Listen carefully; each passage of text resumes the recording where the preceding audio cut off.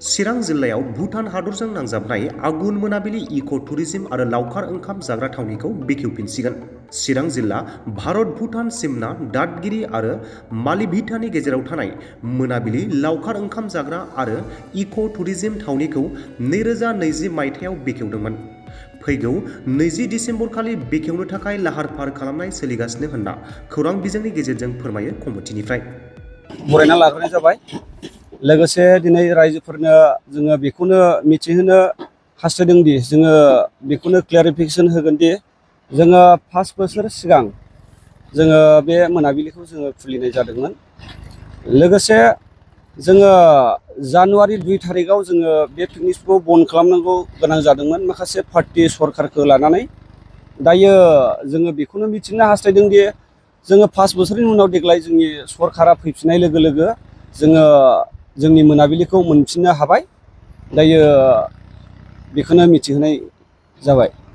जोङो बेखौ डिसेम्बर 20 तारिखआव जोङो अपेनिंखौ लाबाय।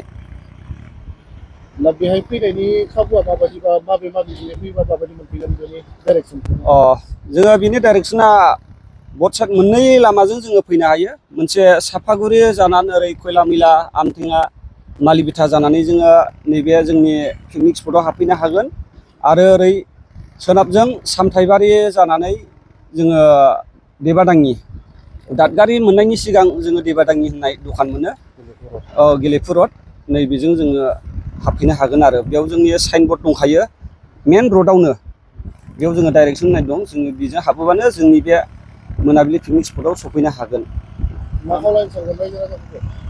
दायो रायजोफोरखौ जोङो खावलायनो हास्थायदों दि जे जोंनि बे 5 बोसोरनि उनाव खुलिफिननो हानाय मोनाबिलिखौ जोङो सिगांनिफ्राय जोङो साबसिनै जोङो डेक'रेसन खालामदों।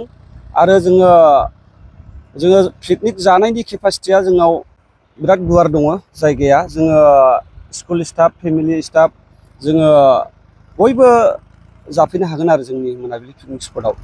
नायथाव मा दङ होननानै सानो नोंसोरो दावबायारिफोरनि थाखाय माबायदि?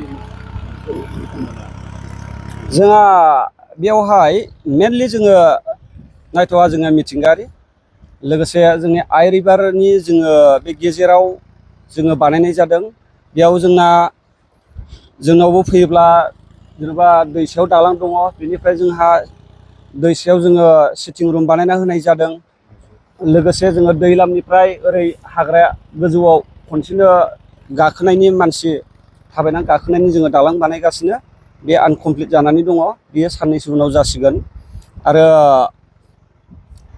बेवहाय माखासे जोङो बिफां सिङाव जोङो गोजौआव गोबां स्पेस दङ, गोसोबायदि बेवहाय जाफैनो हागोन आरो। अपेनिं खालि माबाफोर हाबाफारिफोर लागोन नामा?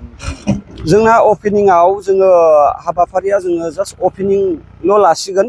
जोङो बे फांसन प्रग्रामखौ जोङो जानुवारिनि 4-5 तारिखहालागै जोङो बेखौ बानायनाय जागोन।